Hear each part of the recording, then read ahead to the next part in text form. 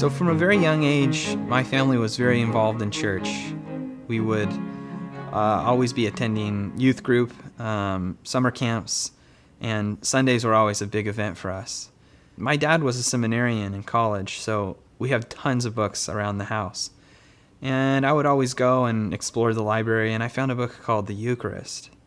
And I brought it to him. I asked him, what is this book about? What is the Eucharist?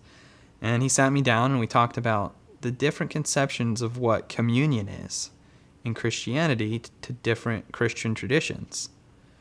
And it just kind of blew my mind that there's different ways of thinking about this, and that somewhere down the road there was a split on what people thought. So we got to the Catholic claim about what communion is.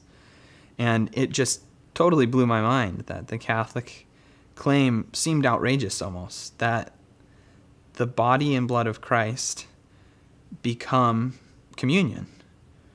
And from there, I didn't really think much of it after the fact, but it always kind of stuck with me.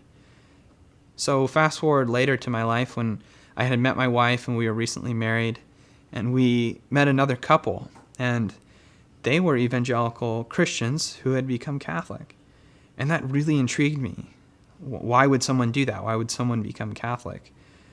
And so I asked them a few questions here and there, and they ultimately ended up giving me some books to read.